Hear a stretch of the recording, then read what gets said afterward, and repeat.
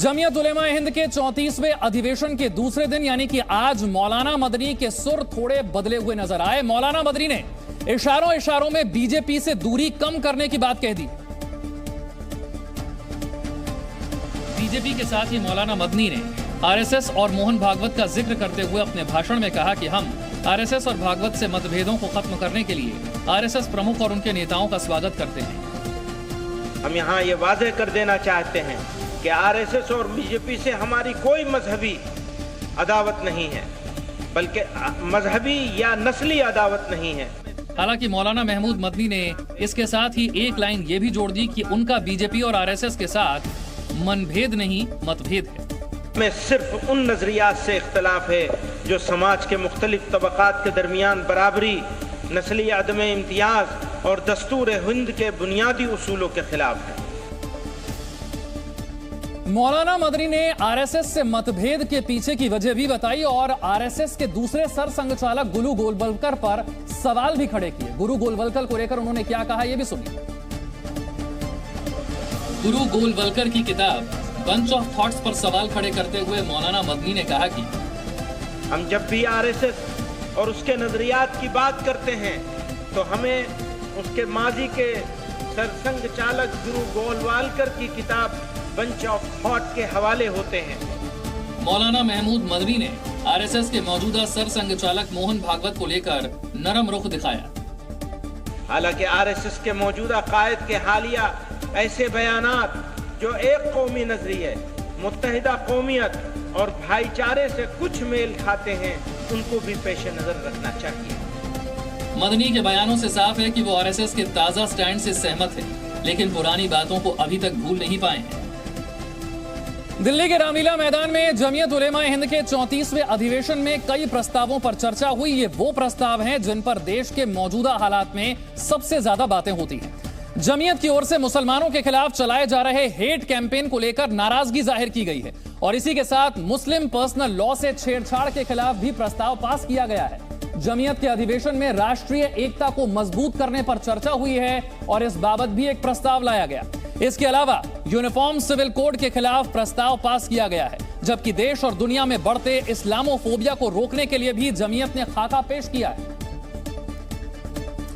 जमीयत उलेमा हिंद के अध्यक्ष मौलाना महमूद मदनी के एक दिन पहले दिए बयान पर अब विवाद शुरू हो गया है। दिल्ली के रामलीला मैदान में जमीयत के महाधिवेशन में उन्होंने कई मुद्दों पर चिंता जताई, कई मुद्दों पर सरकार का ध्यान खींचा और कुछ मांगे भी रखी।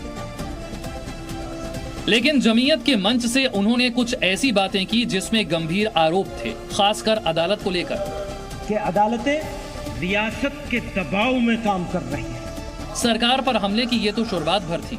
इसके बाद उन्होंने एक ही सांस में कई संस्थाओं पर कई आरोप लगा डाले। आज हमारा मुल्क नफरत और मजहबी तासुब की जद में है। नौजवानों को तामीरी कामों में लगाने के बजाय तखरीब का आलेकार बनाया जा रहा है। मीडिया इश्तिआल फैलाने का सबसे बड़ा हरबा बन गया है। हालांकि उन्होंने माना कि मुसलमान नौजवानों को देश के अंदर और बाहर के कुछ लोग देश के खिलाफ भड़काने और इस्तेमाल करने की कोशिश कर रहे हैं। तलबा की तंजीमों को खास तौर से मुतनब्बह करते हैं कि वह अंदरूनी और बैरूनी वतन दुश्मनाना नासिर के यानी इंटरनल और एक्सटर्नल दुश्मनों के बराह रास्त निशाने पर है। उन्हें मायूस करने, होपलेस करने, भड़काने और गुमराह करने का हर हरबा इस्तेमाल किया जा रहा है। यानी कि जमीयत प्रमुख ने सरकार पर गंभीर आरोप लगाने के अलावा अपने अंदर झांकने की कोशिश भी की, लेकिन इस सम्मेलन में मौलाना महमूद मदनी कुछ ऐसा भी बोल गए जिसमें विवाद के साथ ही तंज की भी आहट थी और यही आहट रामलीला मैदान के मंच से दिए गए उनके भाषण के इस हिस्से में सुनाई पड़ी। जितना ये देश नरेंद्र मोदी और मोहन भागवत का है, उतना ही ये देश महमूद का भी है। मदनी के इस बयान का हर लफ्ज 100% सच है, लेकिन मदनी के इस दावे पर सवाल उठना ही था कि इस्लाम इस धरती का सबसे पुराना मजहब है। वैसे उन्होंने हिंदुस्तान को इस्लाम के पैगंबर का भी देश बताया। ये खुदा के सबसे पहले पैगंबर अबुल बशर सैयदना आदम अलैहिस्सलाम की सरजमीन है। आप यहीं तशरीफ लाए। ये धरती इस्लाम की जाए पैदाइश है। यह मुसलमानों का पहला वतन है। इसलिए यह कहना ये समझना और ये बोलना कि इस्लाम बाहर से आया हुआ कोई मजहब है, ये सरासर गलत और तारीखी एतबार से बेबुनियाद है। इस्लाम इसी मुल्क का मजहब है। वैसे मदनी ने भी अपने जमात के लोगों के बीच माना कि मुसलमानों के लिए भारत दुनिया के किसी भी मुल्क से बेहतर जगह है। भारत हिंदी मुसलमानों के लिए वतनी और दीनी दोनों हैसियतों से सबसे अच्छी जगह है, लेकिन साथ ही इस हकीकत का इदराक भी जरूरी है कि अपने ही वतन में रहने का भी एक निज़ाम और सिस्टम है। अगर वो निज़ाम दुरुस्त है तो इस मुल्क के बाशिंदों के लिए रहना आसान होगा, और वो निज़ाम बिगड़ जाएगा तो शहरियों की जिंदगी मुश्किल हो जाएगी। यानी लोकतंत्र की तमाम संस्थाओं पर सवाल उठाने वाले मौलाना कभी भारत को अच्छा बताते रहे तो कभी इसमें कमियां तलाशते रहे, लेकिन कमियां बताने का यह सिलसिला थमा नहीं। मौलाना मदनी ने अदालतों से उठते भरोसे की बात बिना किसी झिझक के की और अल्पसंख्यकों के खिलाफ हिंसा भड़काने वालों के लिए अलग से कानून बनाने की भी मांग कर डाली। यही नहीं, अदालत पर लगाए गए आरोपों की उन्होंने वजह भी गिनाई। गुज़िश्ता कुछ अरसे से बिलखुसूस बाबरी मस्जिद, तलाक सलासा वगैरह पर, और भी बहुत सारे हैं, ये दो का जिक्र में करके वगैरह पर फैसलों के बाद ये तअस्सुर आम हो रहा है कि अदालतें रियासत के दबाव में काम कर रही हैं। यही नहीं, जबरन धर्म परिवर्तन को रोकने के लिए बने कानून भी जमीयत के प्रमुख को रास नहीं आए। रियासतों के जरिए मजहबी तब्दीली के खिलाफ कानून साजी का मकसद मजहबी आज़ादी जैसे बुनियादी हक को नुकसान पहुंचाना और उसकी आड़ में अक़लियतों को निशाना बनाना है। हालांकि तमाम आरोपों के बावजूद मदनी को इसी सिस्टम, इसी अदालत, यहीं के कानून और यहीं की सरकार पर भरोसा है। शायद यही वजह है कि उन्होंने अपनी तकरीर में सरकार से अल्पसंख्यकों के खिलाफ हिंसा से जुड़े मामलों में अलग से कानून बनाने की मांग कर डाली। नागपुर स्टेडियम में खेले गए टेस्ट मैच के तीसरे ही दिन टीम इंडिया ने ऑस्ट्रेलिया को चारों खाने चित कर दिया। पहली पारी में रोहित शर्मा के शतक और फिर अक्षर और जडेजा के अर्धशतक के दम पर 400 रन बनाने वाली भारतीय टीम के गेंदबाजों ने किसी भी कंगारू बल्लेबाज को क्रीज पर टिकने ही नहीं दिया और टीम इंडिया ने बॉर्डर गावस्कर ट्रॉफी का पहला मुकाबला पारी और 132 रनों से जीतकर सीरीज में 1-0 की बढ़त हासिल कर ली है। नागपुर टेस्ट की दूसरी पारी में भारतीय गेंदबाजों ने ऑस्ट्रेलिया को 91 रनों पर ऑल आउट कर दिया। भारत के खिलाफ किसी भी टेस्ट मैच में ऑस्ट्रेलिया का यह दूसरा सबसे कम स्कोर रहा। ऑस्ट्रेलिया की तरफ से स्टीव स्मिथ ने सबसे ज्यादा 24 रन बनाए, मानस लाबुशेन 17 रन का योगदान दे पाए। ऑस्ट्रेलिया के 7 बल्लेबाज दहाई तक भी नहीं पहुंच पाए। रविचंद्रन अश्विन ने 5 विकेट हासिल किए, मोहम्मद शामी और रविंद्र जडेजा ने 2-2 विकेट लिए, जबकि अक्षर पटेल को 1 विकेट मिला। मैच की दोनों पारियों में 7 विकेट और पहली पारी में 70 रन बनाने वाले रविंद्र जडेजा को प्लेयर ऑफ द मैच का खिताब से नवाजा गया। हालांकि बॉल पर ऑइंटमेंट लगाने की वजह से रविंद्र जडेजा को एक डीमेरिट पॉइंट दिया गया है और मैच फीस में 25% की कटौती की गई। दिल्ली शराब घोटाले में ईडी ने एक और गिरफ्तारी की है। दिल्ली शराब घोटाले में ईडी ने बड़ी कार्रवाई करते हुए वाईएसआर कांग्रेस के सांसद श्रीनिवासुलु रेड्डी के बेटे मगुंता राघव को गिरफ्तार किया है। शराब घोटाले के मामले में ईडी ने अब तक 2 चार्जशीट दायर की है और कुल 9 लोगों को गिरफ्तार किया है। हैदराबाद में गृह मंत्री अमित शाह ट्रेनी आईपीएस अधिकारियों की पासिंग आउट परेड में पहुंचे। दीक्षांत परेड में कुल 195 अधिकारी शामिल रहे, जिनमें से 29 अधिकारी दूसरे देशों के थे। बेंगलुरु में 13 फरवरी से शुरू होने जा रहे एरो इंडिया शो से पहले वायुसेना ने जोरदार रिहर्सल की। 13 फरवरी को पीएम मोदी इस एरो शो का औपचारिक उद्घाटन करेंगे। दिल्ली के करोलबाग इलाके में स्थित पंजाब नेशनल बैंक की ब्रांच में आज सुबह भीषण आग लग गई। घंटों की मशक्कत के बाद फायर ब्रिगेड की 15 गाड़ियों की मदद से आग पर काबू पाया गया। फिलहाल आग लगने की वजह की जांच जारी है। तुर्की और सीरिया में भूकंप से मरने वालों की संख्या करीब 25,000 हो गई है। इस बीच सीरिया से रेस्क्यू का एक ऐसा वीडियो सामने आया है जिसे देखकर आपका दिल खुश हो जाएगा। एक पूरा परिवार मलबे के अंदर 5 दिनों तक भूखा प्यासा मौत से लड़ता रहा और आखिर में जिंदगी की जीत हुई। सीरिया के इदलिब में व्हाइट हेलमेट रेस्क्यू वर्कर्स ने परिवार के एक सदस्य को बाहर निकाला। सबसे पहले एक बच्ची को बाहर निकाला गया।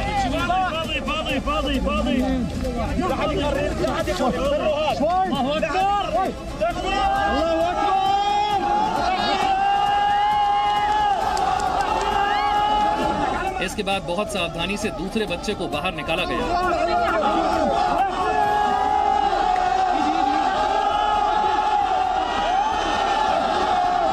फिर तीसरे बच्चे को मलबे से बाहर निकाला गया।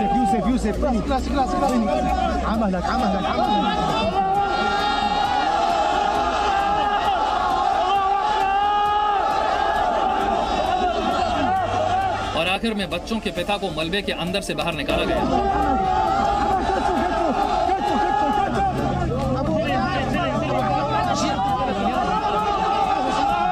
पूरे परिवार को एम्बुलेंस में प्राथमिक उपचार देने के बाद अस्पताल ले जाया गया। और अब आपको जो वीडियो दिखाने जा रहे हैं वो आपको अंदर तक झकझोर कर रख देगा। सोशल मीडिया पर आए इस वीडियो में एक पिता इमारत के मलबे में अपनी बेटियों को तलाश करते नजर आते और वो मलबे पर पत्थर से चोटकर अपनी बच्चियों तक अपनी आवाज पहुंचाने की कोशिश कर रहा है ताकि वो जिंदा हो तो उसकी आवाज सुन लें। ये पिता कह रहा है कि कुछ तो बोलो लड़कियों, कुछ शोर करो।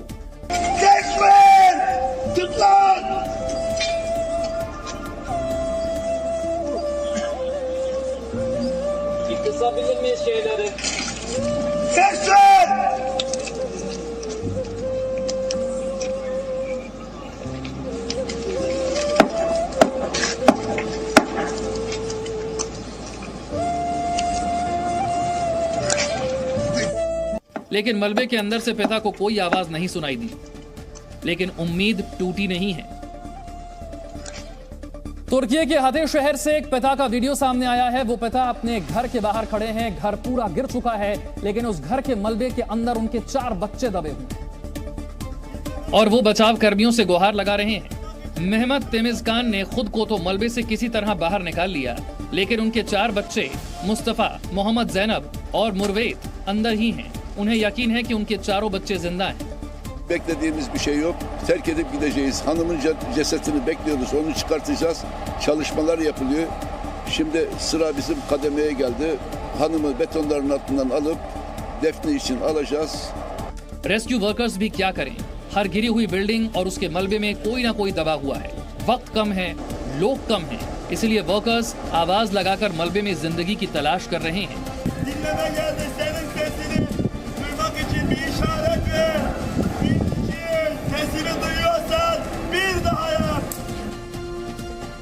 4 दिन मलबे के अंदर दबे होने के बाद जब नौजवान इब्राहिम जकरिया को रेस्क्यू वर्कर्स ने बाहर निकाला तो उसे जैसे यकीन ही नहीं हुआ कि वो जिंदा है। और जैसे ही रेस्क्यू वर्कर्स ने उसे मलबे से बाहर खींचा, वहां मौजूद लोग खुशी से चिल्ला उठे।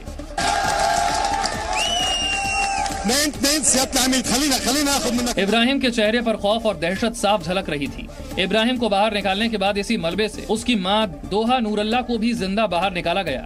वो भी काफी दहशत में थी। रेस्क्यू वर्कर्स ने उसे सामान्य किया और उसके डर को कम करने की कोशिश की। उन्होंने नूरल्ला को वहीं पर पानी भी पिलाया।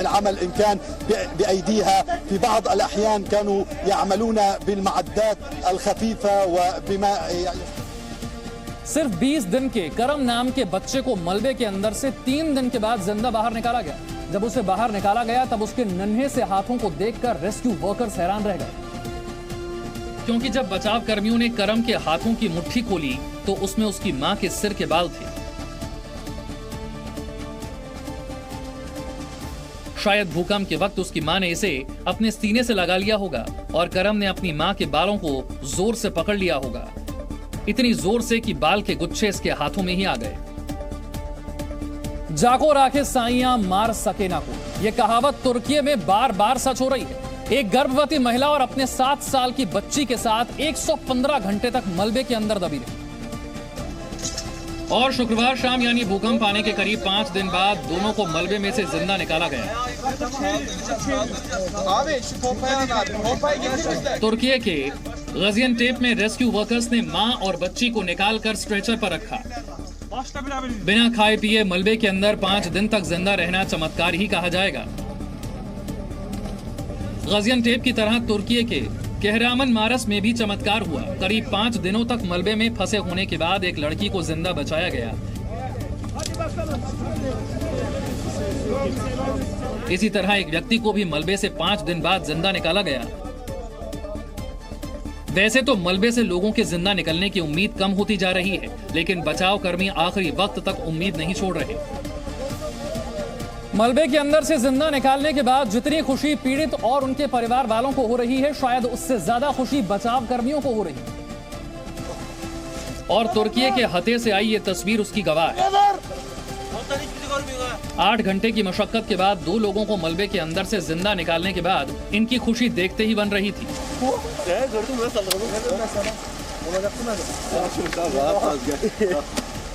रेस्क्यू वर्कर्स की मेहनत ड्रोन से ली गई इन तस्वीरों में रिकॉर्ड हो गई है। सीमेंट के बड़े और मोटे स्लैब में रेस्क्यू वर्कर्स ने एक बड़ा छेद किया। उस छेद में से घुसकर बचाव कर्मी मलबे के अंदर फंसे व्यक्ति तक पहुंचे, फिर अंदर ही उसे स्ट्रेचर पर बांधा। इसके बाद ऊपर खड़े रेस्क्यू वर्कर्स ने उन्हें ऊपर खींच लिया। दोनों व्यक्ति 108 घंटे तक मलबे के अंदर फंसे हुए थे। कुत्ते को इंसानों का सबसे वफादार जानवर माना जाता है। ये बात तुर्की में आए भूकंप के बाद साबित हो गई है। एक डॉगी अपनी मालकिन के इंतजार में 2 दिनों से इमारत के मलबे के पास खड़ा हुआ है, क्योंकि उसकी मालकिन इसी मलबे के ढेर के नीचे पिछले 5 दिनों से दबी हुई है। भूकंप के बाद डॉगी भी मलबे में दब गया था, लेकिन उसने किसी तरह खुद को आजाद कर लिया। घायल और कमजोर डॉगी मलबे के पास अपनी मालकिन के बाहर आने के इंतजार में खड़ा हुआ है।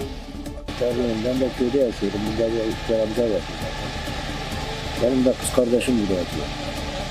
O köpek sağ çıktı geçen gün burada. Dünden beri gitmiyor. Sabrı bekliyor. O götürüp başka yere bırakıyor. बचाव कर्मियों ने डॉगी के घावों का इलाज किया, उसे सोने के लिए एक गद्दे पर रख दिया। कुदरत के कहर के आगे इंसान कितना मजबूर है, और इसीलिए जब कोई 5 दिनों के बाद मौत के ढेर से जिंदा निकलता है तो उसे सिर्फ अपना ईश्वर याद आता है। और शायद इसीलिए कहरामन मारस में जब पुलिस सार्जेंट उस्मान को 104 घंटे बाद मलबे से बाहर निकाला गया तो उसकी खुशी का ठिकाना नहीं रहा। वो स्ट्रेचर पर लेटे हुए अपने दोनों हाथ उठाकर वर्कर्स और वहां मौजूद लोगों का शुक्रिया अदा कर रहा था।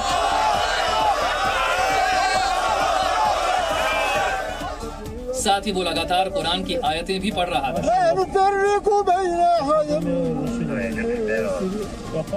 भूकंप में मरने वाले 25,000 लोगों में से 21,000 तो सिर्फ तुर्की में उनकी मौत हुई है। भूकंप के बाद के हालात का जायजा लेने के लिए जी न्यूज की टीम तुर्की में है, और वहां पर ऐसी कई जगह हैं जो पूरी तरह से तबाह हो चुकी है। ऐसा ही एक शहर है अंताकिया। तुर्की का सबसे प्राचीन शहर खंडहर में तब्दील हो चुका है। पूरा शहर ही करीब करीब खत्म हो चुका है।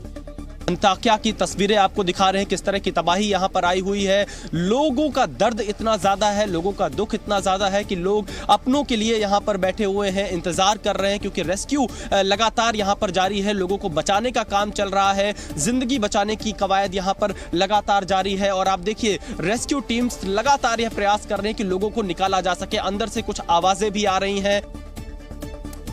अंताकिया शहर में शायद ही कोई ऐसी इमारत बची हो जो अब रहने के लायक है। हालात ऐसे हैं कि कड़ाके की ठंड में लोग खुले आसमान के नीचे सड़क किनारे कारों के अंदर रात बिता रहे हैं। भूकंप के बाद से लोग सड़क किनारे फुटपाथ पर कुछ इस तरह से रहने को मजबूर हैं। इनका दिन और रात इसी सड़क पर बीत रहा है। इसके अलावा ये कार को अपना घर बना चुके हैं। ये जो गाड़ियां यहाँ पर खड़ी हैं, ये कोई पार्किंग नहीं है, बल्कि इनके लिए इस वक्त मौजूदा समय में घर जैसा काम कर रहा है। इसमें इनका सामान है, रात में इसी में सो रहे हैं। ये लोग यहीं पर पूरा दिन बिता रहे हैं पूरे परिवार के साथ। और ठंड बहुत ज्यादा हो जाती है। अलाव जलाकर आप देखिए जो महिलाएं हैं वो यहाँ पर सड़क किनारे बैठी हुई है अंताकिया में, क्योंकि सबसे ज्यादा नुकसान अंताकिया को हुआ है। इस वक्त इन लोगों के सामने चुनौती ये है कि कैसे दोबारा इनको अपना घर मिलेगा। लेकिन फिलहाल एक तरफ देखिए यहाँ पर लोग सड़क के किनारे बैठे हैं, दूसरी तरफ वहां पर सड़क के किनारे लोग बैठे हुए हैं, और कार यहाँ पर जितनी भी खड़ी है सब यहाँ पर लोगों के लिए घर जैसा काम कर रही है। अंताकिया में तबाही देखने के बाद विशाल पांडे तुर्की के दूसरे शहर इस्केंदरून गए। यहां का हाल अंताकिया से भी ज्यादा बुरा है। चारों तरफ सिर्फ बर्बादी ही बर्बादी नजर आती है, क्योंकि शहर में इमारतें पूरी तरह से गिर चुकी हैं। जो सड़कें और इमारतें बच गई हैं उनमें दरार पड़ गई है। रेस्क्यू का काम लगातार जारी है और इसीलिए पूरे इलाके को खाली करा लिया गया है।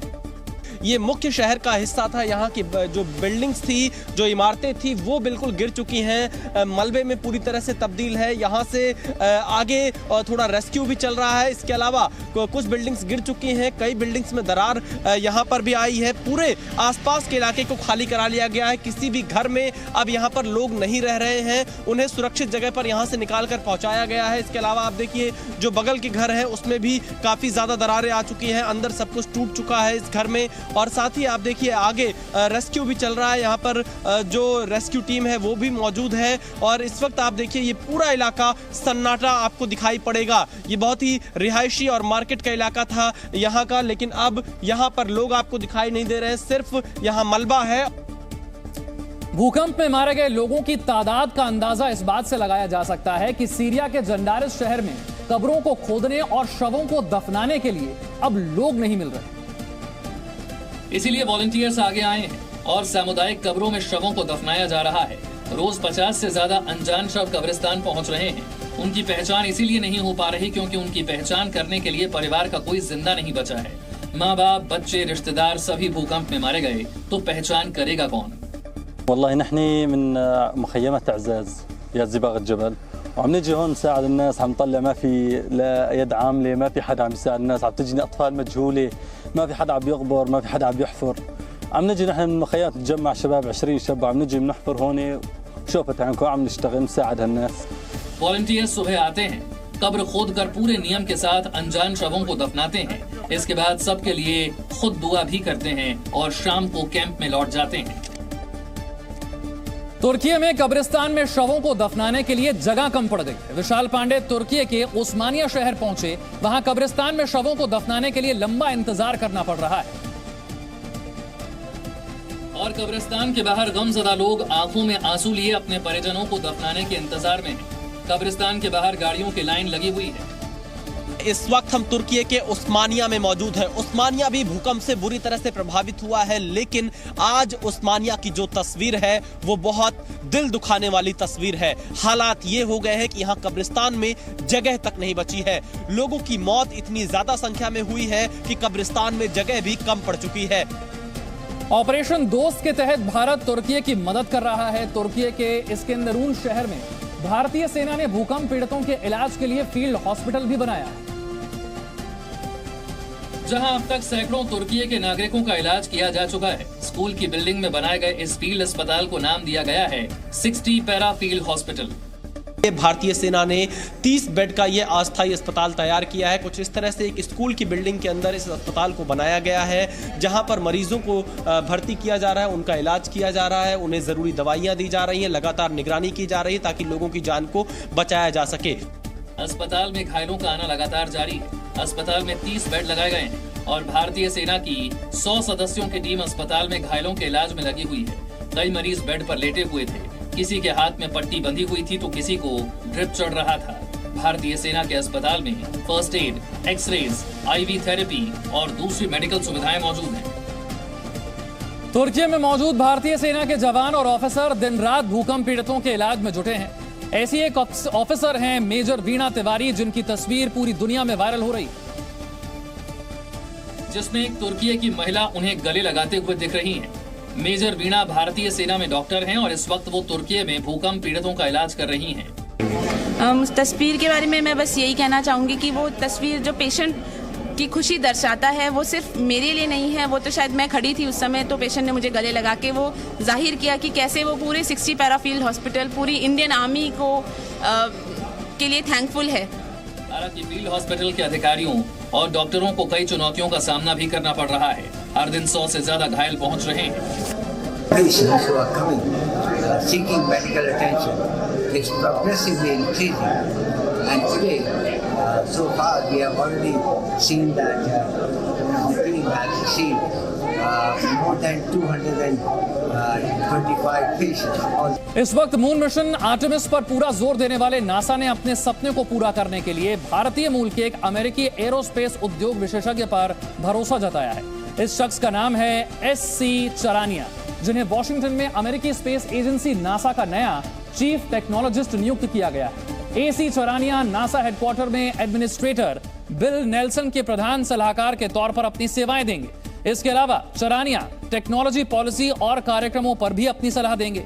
नासा में शामिल होने से पहले वो रिलायबल रोबोटिक्स में प्रोडक्ट स्ट्रेटजी के वाइस प्रेसिडेंट के तौर पर काम कर रहे थे। नासा इस वक्त मून मिशन पर काम कर रहा है, जिसके तीसरे चरण में इंसान एक बार फिर से चंद्रमा पर कदम रखेगा। इस दल में चंद्रमा पर कदम रखने वाली पहली महिला अंतरिक्ष यात्री भी शामिल होगी, जो कि एक नया रिकॉर्ड होगा। दिल्ली के एलजी विनय सक्सेना ने आम आदमी पार्टी को बड़ा झटका दिया है। दिल्ली में केजरीवाल और एलजी की लड़ाई बिजली तक पहुंच गई है। एलजी ने डिस्कॉम बोर्ड से आपके मनोनीत सदस्यों को हटाकर आम आदमी पार्टी को बड़ा झटका दिया है। फैसले का विरोध करते हुए आम आदमी पार्टी ने एलजी को संविधान विरोधी बताया। राजधानी दिल्ली में फरवरी के महीने में ही गर्मी सताने लगी है। दिल्ली में आज अधिकतम तापमान 29 डिग्री के करीब दर्ज किया गया। वहीं गर्मी के साथ साथ प्रदूषण का स्तर भी बढ़ने लगा है। आज का औसतन AQI 229 दर्ज किया गया है। नोएडा एलिवेटेड रोड पर भीषण सड़क हादसा हो गया। तेज रफ्तार कार अनियंत्रित होकर डिवाइडर से टकरा गई। इस हादसे में कार में सवार एक युवती की मौके पर ही मौत हो गई, वहीं 5 लोग गंभीर रूप से घायल हो गए। अलीगढ़ से एक बार फिर शादी समारोह में हर्ष फायरिंग का मामला सामने आया है। वीडियो में महिला रिवॉल्वर से फायरिंग करती नजर आ रही है। सोशल मीडिया पर महिला का यह वीडियो तेजी से वायरल हो रहा है। आर्थिक संकट से जूझ रहे पाकिस्तान और IMF के बीच किसी भी तरह का समझौता नहीं हो पाया है। 31 जनवरी से 9 फरवरी तक शहबाज शरीफ सरकार के साथ मीटिंग्स के बाद IMF की टीम बातचीत करते रहने का दिलासा देकर वॉशिंगटन लौट गई, जो पाकिस्तान के लिए किसी झटके से कम नहीं, क्योंकि इस वक्त IMF ही उसे $7 बिलियन से ज्यादा की आर्थिक मदद कर तबाह होने से बचा सकता है। लेकिन IMF ने फिलहाल इससे इनकार कर दिया है। हालांकि पाकिस्तान के वित्त मंत्री इशाक डार ने अपनी सरकार की नाकामी को छिपाने की कोशिश करते हुए कहा कि IMF ने उनके साथ memorandum of economic and financial policies share कर दी है, जिससे सब कुछ ठीक हो जाएगा।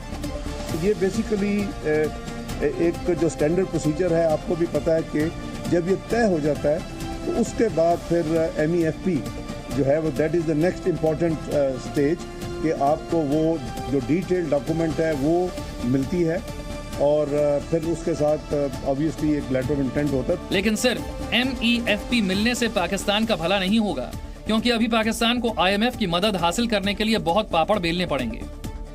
MEFP एक ऐसा दस्तावेज होता है जिसमें IMF अपनी तमाम शर्तों और नीतिगत उपायों को लोन देने वाले देश के साथ साझा करता है।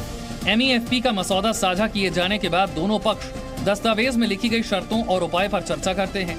आम सहमति बनने के बाद दोनों पक्षों के अधिकारी समझौते पर हस्ताक्षर करते हैं, जिसके बाद इस मसौदे को IMF के कार्यकारी बोर्ड के पास भेजा जाता है। IMF के कार्यकारी बोर्ड के इस पर मोहर लगाने के बाद ही फंड रिलीज किया जाता है। लेकिन IMF की शर्तों को मानना पाकिस्तान के लिए सुसाइड करने जैसा होगा। पाकिस्तान की आर्थिक राजधानी कहे जाने वाले कराची में व्यापारियों ने विरोध प्रदर्शन शुरू कर दिया है। शहबाज शरीफ सरकार की कमजोर आर्थिक नीतियों के खिलाफ व्यापारियों की ऑल सिटी ट्रेडर्स एसोसिएशन ने बोल्टन मार्केट में धरना दे दिया, जबकि इस दौरान व्यापारियों ने बताया कि दुकानों में बेचे जाने वाले माल की कमी हो रही है। उन्होंने दावा किया कि इंपोर्ट बंद हो जाएगा और इंडस्ट्री के लिए जरूरी सामान नहीं आ पाएगा, तो पोर्ट सिटी भी बंद हो जाएगी। कराची पाकिस्तान का प्रमुख बंदरगाह है, जिसके रास्ते व्यापार होता है। पाकिस्तान ने बहुत कुछ अल्लाह ने दिए, लेकिन वो दबोच रहे हैं, खा रहे हैं, पी रहे हैं, यहाँ से लूट लूट करके लेके जा रहे हैं। आवाम यहाँ की भूखी मर रही है, बेड़ा गर्क कर दिया लोगों का। देखिए गरीब का क्या हाल है। कराची के लोगों ने न सिर्फ सरकार को आड़े हाथों लिया, बल्कि ये भी कहा कि सरकारी नीतियों की वजह से आवाम महंगाई की मार झेलने को मजबूर है। आवाम तो पिस रही है और पिसती रहेगी। आवाम पिसने के लिए ही पैदा हुई है। गरीब गरीब से गरीब होता जा रहा है, जो अमीर है वो अमीर होता जा रहा है। इन लोगों ने अरबों रुपए खाए और महंगाई आवाम पर ला रहे हैं, ये बिल्कुल गलत हो रहे हैं। लेकिन पाकिस्तान की सरकार फिलहाल अपनी साख बचाने में लगी है, भले ही इसके लिए उसे अपनी जनता का गला ही क्यों ना घोटना पड़े। पाकिस्तान की सरकार ने न सिर्फ IMF की तमाम शर्तों को मान लिया है, बल्कि महंगाई पहले से कहीं ज्यादा बढ़ाने का फैसला भी कर लिया है। पाकिस्तान की सरकार 170 अरब रुपए के नए टैक्स लगाने वाली है। नए टैक्स लगाने के लिए सरकार जल्द ही मिनी बजट पेश करेगी। इसके अलावा आर्थिक समन्वय समिति की 150 दवाओं की कीमतों में इजाफा किया जाएगा। सरकार बिजली और गैस पर मिलने वाली सब्सिडी को खत्म करने वाली है। पाकिस्तान का विदेशी मुद्रा भंडार $2.9 बिलियन ही रह गया है। पाकिस्तान के पास आयात और खरीद के लिए सिर्फ 14 दिनों का ही पैसा बचा है, जबकि लाहौर में तेल की कमी होने की वजह से 40 पेट्रोल पंप बंद पड़े हैं। रूस और यूक्रेन युद्ध को लेकर अमेरिका का एक बड़ा बयान सामने आया है। अमेरिका ने कहा है कि दोनों देशों के बीच चल रही जंग को भारत के प्रधानमंत्री नरेंद्र मोदी की मध्यस्थता से रोक सकते हैं। दरअसल शुक्रवार को white house national security council के प्रवक्ता जॉन किर्बी पत्रकारों से बातचीत कर रहे थे। इस दौरान रूस यूक्रेन युद्ध को रोकने के लिए पीएम मोदी की मध्यस्थता को लेकर सवाल हुआ, तो उन्होंने कहा कि पीएम मोदी चाहें तो राष्ट्रपति व्लादिमीर पुतिन को अभी भी इस युद्ध को रोकने के लिए मना सकते हैं। I think there's still time for Mr. Putin to stop the war. Mr. Modi can convince. I'll let the Prime Minister speak to whatever efforts he's willing to undertake. I want to stress it again, Goyle. I mean, certainly the United States would welcome any effort that could lead to an end of hostilities in Ukraine. इस दौरान John किर्बी ने रूसी राष्ट्रपति Vladimir Putin को आड़े हाथों लिया। उन्होंने कहा कि अमेरिका समेत तमाम पश्चिमी देशों ने रूस के खिलाफ कई प्रतिबंध लगाए हैं ताकि मानवता को बचाया जा सके। अमेरिका की यही कोशिश है कि यूक्रेन के नागरिकों की सुरक्षा के लिए रूस को रोका जाए। United States will continue to stand with Ukraine for as long as it takes. He will continue to call for the kind of international unity that we've seen, not just across NATO but across the world. Britain के great Yarmouth में second world war के दौरान एक बम मिला है जो diffuse करने के दौरान फट गया। यह बम विस्फोट इतना तेज था कि इसकी आवाज कई किलोमीटर तक सुनाई दी। जबकि इस घटना का वीडियो सोशल मीडिया पर तेजी से वायरल होने लगा। करीब 18 सेकंड के इस वीडियो में अचानक से धमाका होता है और आसमान में धुएं का गुबार छा जाता है।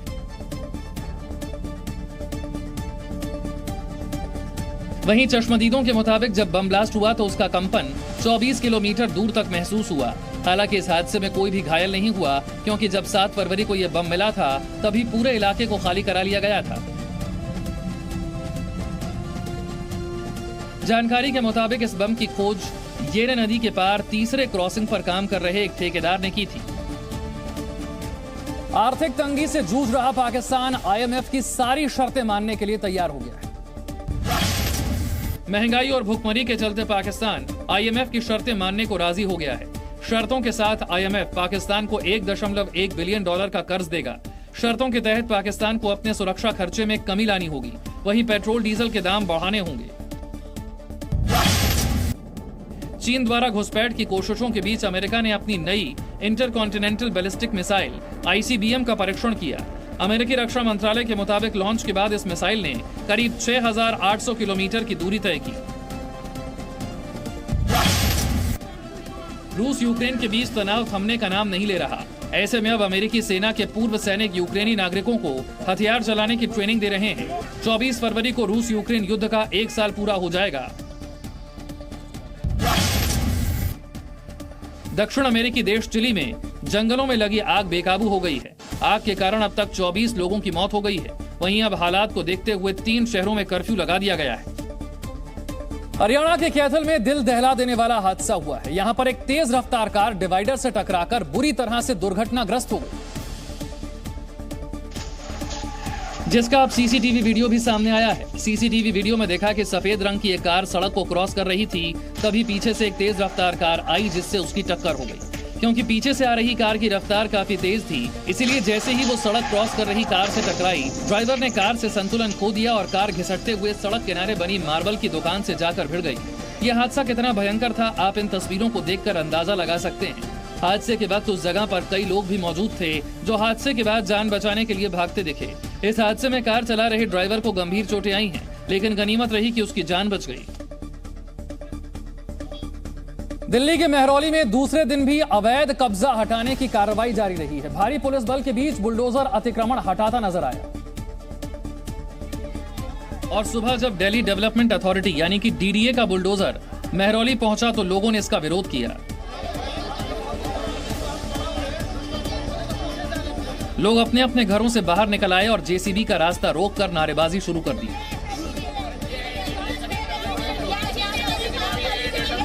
स्थानीय लोगों ने दिल्ली सरकार के खिलाफ जमकर नारेबाजी की, लेकिन बुलडोजर एक्शन को नहीं रोक सके। इसके बाद दल बल की मौजूदगी में बुलडोजर आगे बढ़ा और एक घर की दीवार को तोड़ दिया। बुलडोजर से घर के आगे किए गए कब्जे को हटाया गया। वहीं इस दौरान पानी की एक टंकी को भी बुलडोजर ने लोगों के सामने नष्ट कर दिया।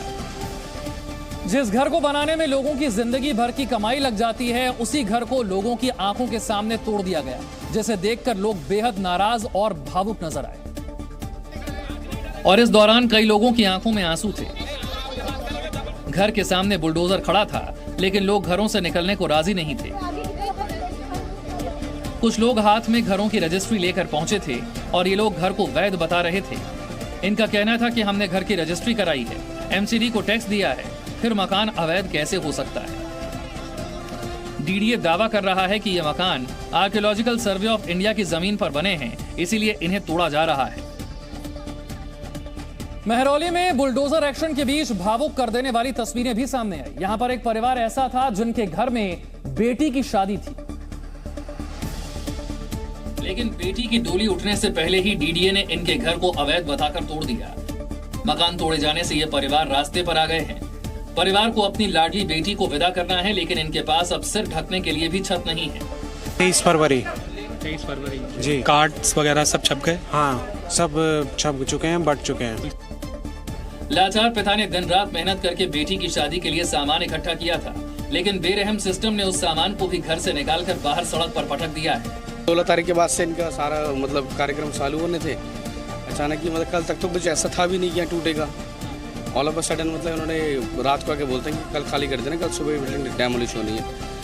शादी नजदीक है और ऐसे में परिवार को समझ नहीं आ रहा कि वो करें तो करें क्या। वहीं डीडीए के डिमोलिशन एक्शन पर दिल्ली के डिप्टी सीएम का बयान भी सामने आ गया है। मनीष सिसोदिया ने महरौली में अतिक्रमण हटाओ कार्रवाई के लिए बीजेपी को जिम्मेदार ठहराया है। जब उसमें कोर्ट के भी आदेश हैं और जिन लोगों ने घरों की रजिस्ट्री तक करा रखी है उनके घर तोड़े जा रहे हैं, जो लोग हाउस टैक्स दे रहे हैं उनके घर तोड़े जा रहे हैं, तो ये भारतीय जनता पार्टी को करना तो कुछ आता नहीं है, तोड़ना ही आता है। संविधान तोड़ेंगे। यूपी की तर्ज पर जम्मू में सरकारी जमीन से अवैध कब्जा हटाने की कार्रवाई को तेज कर दिया गया है। प्रशासन की टीम आज एक बार फिर से बठिंडी मार्केट में अवैध कब्जा हटाने के लिए पहुंची और जन्नत के कब्जेदारों के अवैध निर्माण को ढहा दिया। इस दौरान प्रशासन की टीम एक शोरूम को जेसीबी से गिराती दिखी।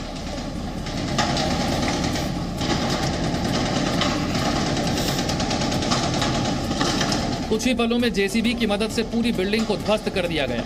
बिल्डिंग का मलबा सड़क पर फैला दिखा और पूरी कार्रवाई के दौरान सुरक्षा बल के जवान गश्त करते दिखे। इससे पहले जब प्रशासन की टीम मलिक मार्केट में अवैध कब्जा हटाने के लिए पहुंची थी तो स्थानीय लोगों ने पथराव कर दिया था, जिसके कारण टीम को वापस लौटना पड़ा था। लेकिन इस बार अधिकारी पूरी तैयारी के साथ पहुंचे। अतिक्रमण के खिलाफ कार्रवाई शुरू करने से पहले पूरे इलाके को छावनी में तब्दील कर दिया गया। प्रशासन ने सुरक्षा के लिहाज से इलाके को सील कर दिया और हाईवे के कई रूट भी डायवर्ट कर दिए। क्योंकि पुलिस बल काफी ज्यादा था, इसीलिए लोग विरोध नहीं कर सके और प्रशासन ने करोड़ों की सरकारी जमीन को कब्जा मुक्त करा लिया। जम्मू कश्मीर में बुलडोजर वाली कार्रवाई करने के लिए प्रशासन पहले घबराया करता था, लेकिन अब जम्मू कश्मीर को अवैध कब्जे से भी आजादी दी जा रही है।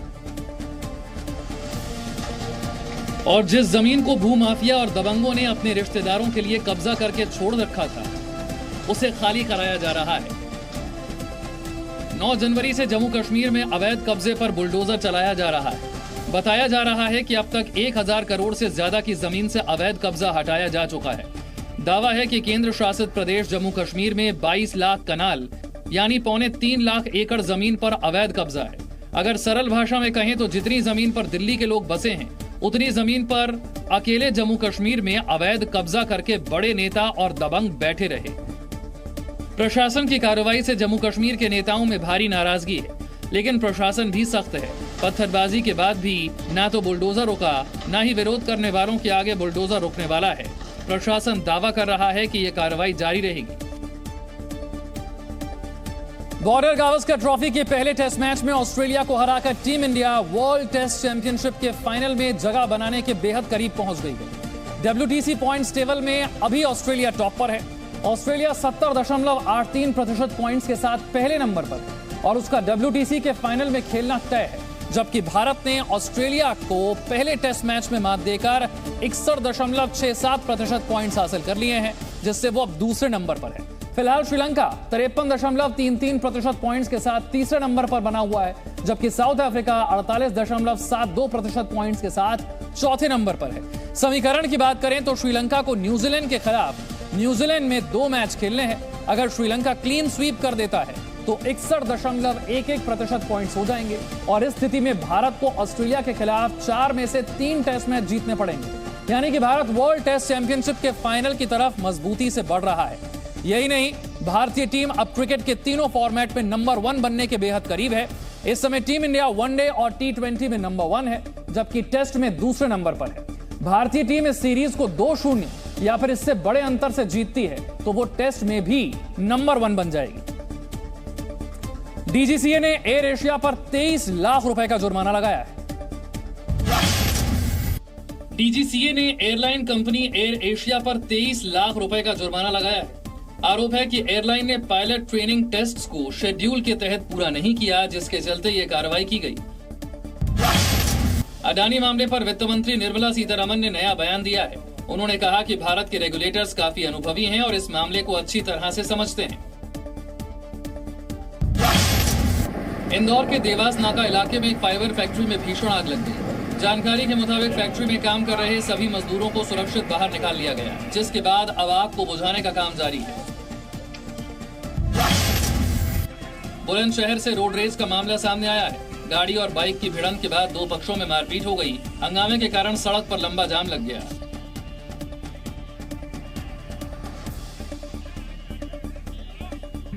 भारत के इतिहास में पहली बार जम्मू कश्मीर के रियासी में लिथियम का भंडार मिला है। लिथियम विश्व स्तर पर सबसे ज्यादा मांग वाले खनिजों में से एक है। भारत को मिले लिथियम के भंडार को किस्मत बदलने वाले खजाने के तौर पर देखा जा रहा है और यही वजह है कि इस खजाने की पहचान होने और इसकी पुष्टि होने के बाद यहां पहुंचे जियोलॉजिकल सर्वे ऑफ इंडिया के अधिकारियों के चेहरे खिल गए और उन्होंने लिथियम के पत्थरों को हाथ में उठा लिया। ये जो हमें लिथियम मिला है, ये बहुत तरह से भारत को ग्लोबल मैप में ले आएगा। ये सिर्फ जम्मू कश्मीर की उपलब्धि नहीं है, ये पूरे भारतवर्ष की उपलब्धि है। रियासी के इस इलाके में जमीन पर पड़े चट्टान और पत्थरों की 59 लाख टन लिथियम के भंडार के रूप में पहचान को एक बड़ी उपलब्धि बताए जाने की वजह है। असल में अब तक भारत लिथियम के लिए पूरी तरह से दुनिया के दूसरे देशों पर निर्भर था। मोबाइल फोन, लैपटॉप से लेकर इलेक्ट्रिक व्हीकल की बैटरी में काम आने वाले लिथियम से भारत की अर्थव्यवस्था को तो मजबूती मिलेगी ही, साथ ही इससे रोजगार के मौके भी बढ़ेंगे। हमारे डिस्ट्रिक्ट के लोगों के लिए खुशखबरी, सलाल के लोगों के लिए बहुत बहुत खुशखबरी है, मुबारकबाद है कि ये हमारा रोजगार का एक नया सुनहरा मौका है। देश में पहली बार व्हाइट गोल्ड कहे जाने वाले लिथियम का भंडार मिला है, जिससे लिथियम के लिए दूसरे देशों पर भारत की निर्भरता अब कम होगी। लिथियम की यह पहली साइट है जिसकी पहचान जियोलॉजिकल सर्वे ऑफ इंडिया ने की है।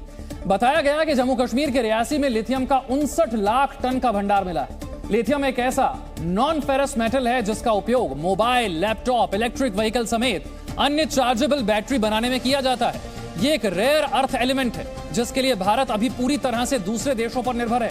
2020 से भारत लिथियम आयात करने के मामले में दुनिया में चौथे नंबर पर है और भारत अपनी लिथियम आयन बैटरी की जरूरत का करीब 80% हिस्सा चीन से मंगवाता है।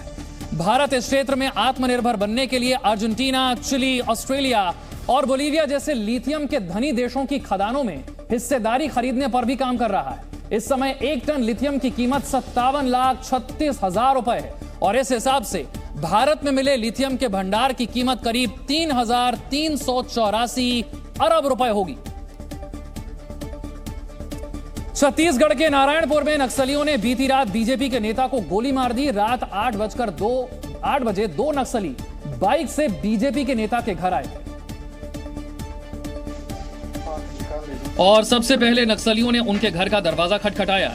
जैसे ही बीजेपी नेता सागर साहू ने दरवाजा खोला, नक्सली घर के अंदर घुस आए और फिर गोली चला दी। सिर में गोली लगने से बीजेपी नेता बुरी तरह से घायल हो गए, जिन्हें इलाज के लिए तुरंत ही अस्पताल ले जाया गया, लेकिन रास्ते में ही उनकी मौत हो गई। उनके गले के दाहिने भाग में गोली लगा हुआ है, गन शॉट इंजरी है और एग्जिट खून में लेफ्ट ब्रेन की तरफ निकला हुआ है। नक्सलियों ने जिस समय वारदात को अंजाम दिया उस समय बीजेपी नेता घर में टीवी देख रहे थे। नक्सलियों ने जिस जगह पर उन्हें गोली मारी वहां पर खून के निशान दिखाई दिए और जैसे ही पुलिस को बीजेपी नेता की हत्या की जानकारी मिली, आला अधिकारी मौके पर पहुंच गए। पुलिस ने इन्वेस्टिगेशन शुरू की तो सोफे पर खून के निशान दिखाई दिए। बताया जा रहा है कि घटना के वक्त इसी सोफे पर बैठकर वो टीवी देख रहे थे। घटना स्थल के में 2 राउंड खाली खोखे बरामद हुए हैं। तो प्राथमिक उपचार करने के लिए इनको वहीं स्थित CHC में भर्ती कराया गया। तत्पश्चात इनका और बेहतर उपचार के लिए इनको जिला नारायणपुर के डिस्ट्रिक्ट अस्पताल में रेफर किया गया, जहां पे इलाज के दौरान उनकी मृत्यु हुई। सागर साहू बीजेपी के जिला उपाध्यक्ष थे। उनकी मौत के बाद अब दावा किया जा रहा है कि नक्सली पहले ही उन्हें हत्या की धमकी दे चुके थे और लौह अयस्क संयंत्र की स्थापना के लिए समर्थन छोड़ने को कहा था, लेकिन जब वो नहीं माने तो नक्सलियों ने प्लान बनाकर उनकी हत्या कर दी और मौके से भाग निकले। छत्तीसगढ़ के बस्तर संभाग में पिछले 1 महीने में नक्सली 3 बीजेपी नेताओं को मौत के घाट उतार चुके हैं। इसीलिए छत्तीसगढ़ के पूर्व सीएम डॉक्टर रमन सिंह को जैसे ही सागर साहू की हत्या की जानकारी मिली, वो भड़क गए और एक के बाद एक कई ट्वीट किए। रमन सिंह ने ट्वीट कर नक्सलियों को सीधी चेतावनी दी और इस हमले को पूरी बीजेपी के ऊपर हुआ हमला बताया। रमन सिंह ने लिखा, सागर साहू जी का बलिदान व्यर्थ नहीं जाएगा। बस्तर के लिए समर्पित इन नेताओं के रक्त की एक एक बूंद जो छत्तीसगढ़ महतारी के आंचल पर गिरी है, वो हर अलोकतांत्रिक ताकत पर गाज बनकर गिरेगी। रमन सिंह ने बीजेपी नेताओं के खिलाफ किसी बड़ी साजिश की आशंका जताई। त्रिपुरा विधानसभा चुनाव में वोट मांगने के लिए आज प्रधानमंत्री मोदी त्रिपुरा पहुंचे। त्रिपुरा में प्रधानमंत्री ने आज 2 सभाओं को संबोधित किया और अपने संबोधन में प्रधानमंत्री ने त्रिपुरा में लेफ्ट और कांग्रेस गठबंधन पर सबसे तीखा हमला बोला। जिन्होंने सालों साल बारी बारी से त्रिपुरा को लूटा, आज वही लोग कभी आमने सामने थे, अब चंदा लेने की आदत जाती नहीं है, इसलिए फिर से साथ आ गए हैं। विपक्ष पर हमला करने के साथ ही प्रधानमंत्री मोदी अपनी सरकार के काम को गिनाने से भी नहीं चूके। पीएम ने हीरा प्रोजेक्ट का जिक्र करते हुए कहा कि त्रिपुरा में विकास की नई इबारत लिखी जा रही है। हीरा विकास यानी हाईवे, इंटरनेट, रेलवे और एयरवेज से जुड़ा विकास। भाजपा सरकार ने दिन रात मेहनत करके इस वायदे को जमीन पर उतारने के लिए काम किया।